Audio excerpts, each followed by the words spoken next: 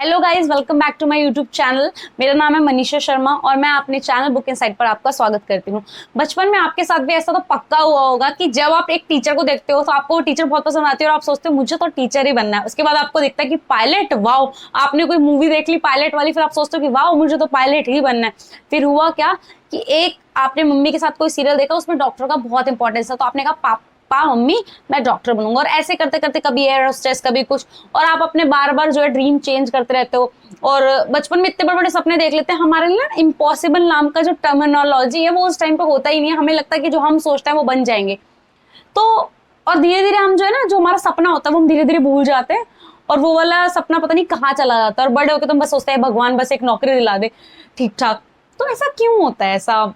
तो जब हम अपने सपने को पूरा करने के लिए आगे बढ़ते हैं और हम किसी को बताते हैं कि हमारा सपना ये है, तो हमें हमारे पेरेंट्स, हमारे आसपास के लोग, हमारे फ्रेंड्स वो बताते हैं कि इट्स इम्पॉसिबल, ये तो हमारे बजट में ही नहीं है, ये तो बेटा अच्छा नहीं है, ये तो तुम्हारे लिए ठीक नहीं है।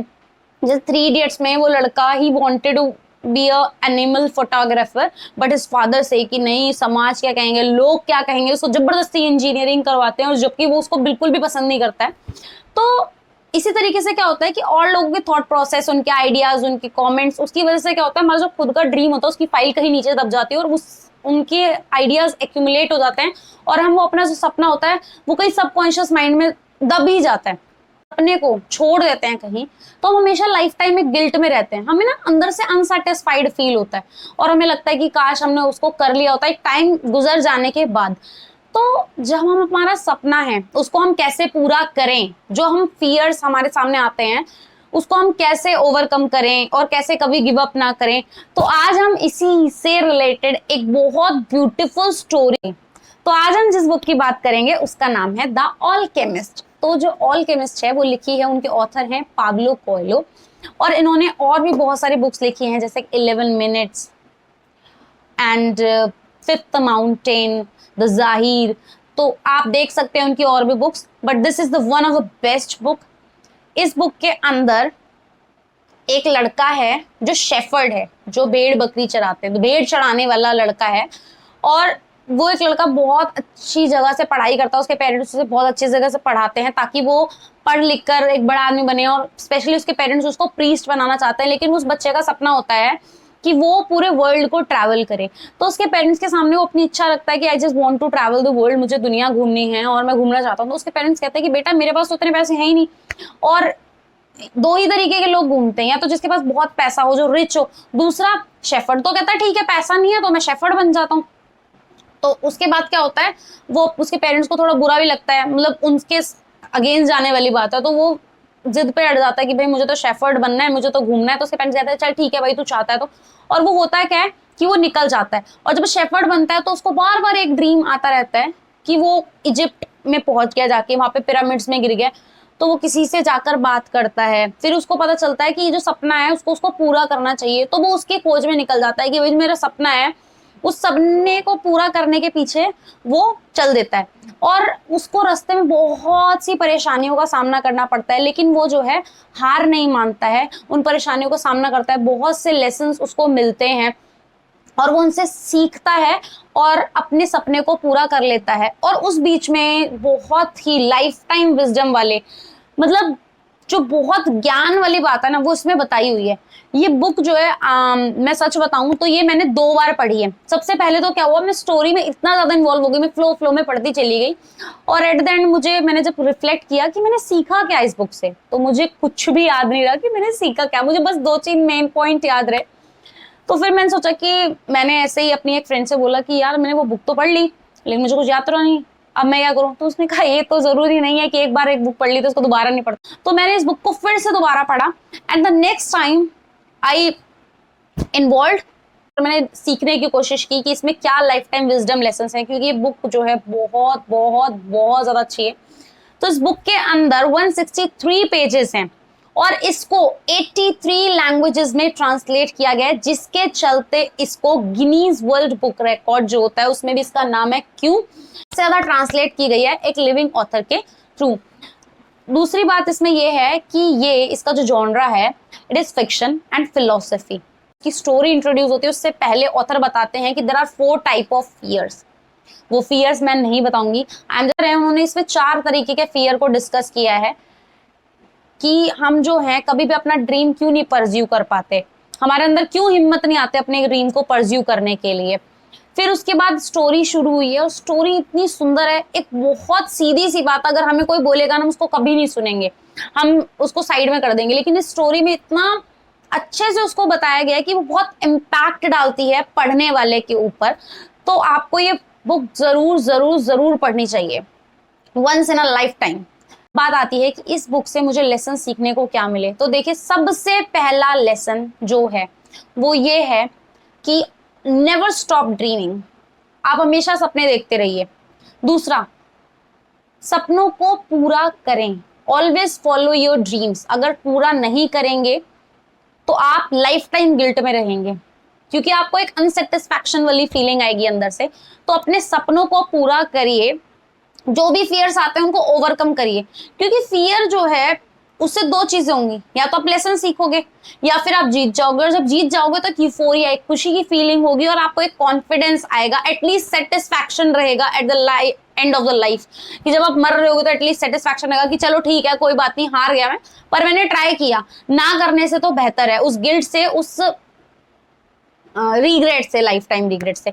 उसके बाद है always listen to your heart, जब भी आप अपने ड्रीम को फॉलो कर रहे हैं तो अपने इंट्यूशन को सुनिए, अपने दिल को सुनिए, वो हमेशा आपको सही रास्ता बताता है।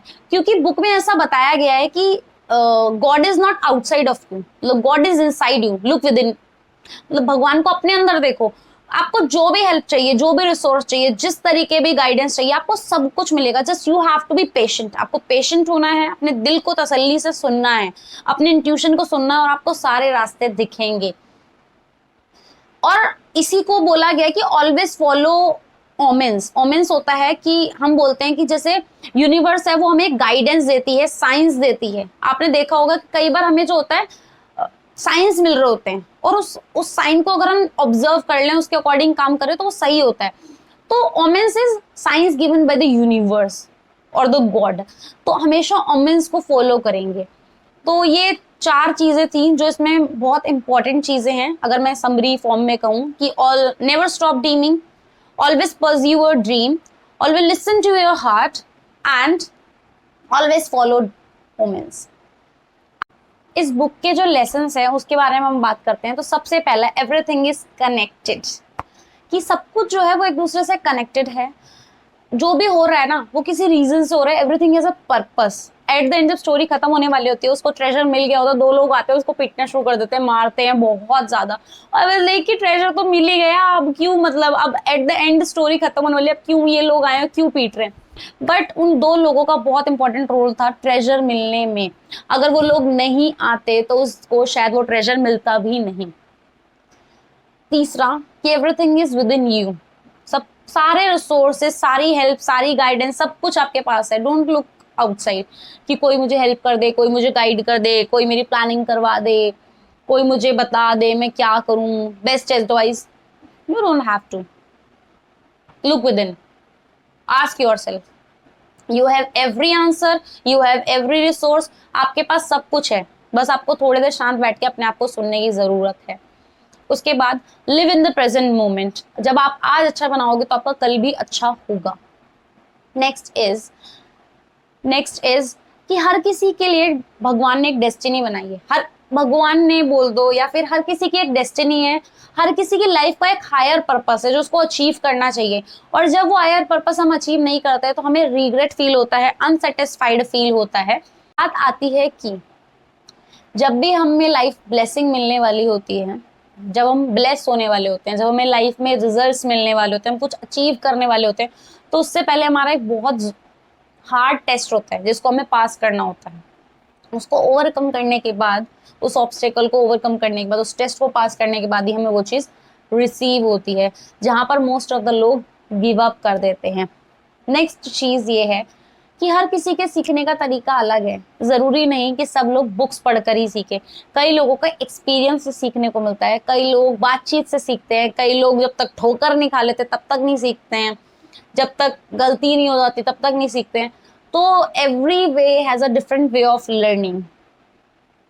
क्योंकि इसमें जो है, जो शेफर्ड होता है, जो शेफर्ड बॉय है, जो लड़का है, वो एनवायरनमेंट से बैठ कर देख कर सीखता था, जबकि उसका जो फ्रेंड था ऑलकेमिस्ट जो था, जो इंग्लिश मैन थे, वो अलग तरीके से सीखते थे। तो वो वही देखकर बोलता है कि हर उसको ये सीखने को मिलता है कि हर कोई अलग तरीके से सीखता है। Next is the most important thing. हम हमेशा ब्लेम कर रहे होते हैं, मैं कैसे सीखूं, मुझे तो पता ही नहीं, मुझे कोई सिखा दे, मुझे तो कोई सिखाने वाला नहीं मिल रहा है। तो थिंग इज, सीखने का एकमात्र तरीका है एक्शन। आपको नहीं समझ आ रहा, करना शुरू करो, कुछ तो करो, टेक वन स्टेप। जब आप करोगे, गलती होगी, आपको पता चलेगा, आपको एक खुद को फीडबैक मिलेगा कि ये गलत है, फिर आप दोबारा उसको करोगे, लेसन मिलेगा। या तो आप सक्सेसफुल हो गए या तो नहीं, नॉन सक्सेसफुल हो गए। जब सक्सेसफुल हो गए तो इट्स ओके, लेकिन जब नहीं हुए तो कोई बात नहीं, लेसन सीखो और आगे बढ़ो, इंप्रूव करो। तो there is only one way to learn, there is only one way to learn, that is action. अब बात आती है मेरे फेवरेट कोट की, never give in to your fears, if you do you will never be able to talk to your heart. What does that mean?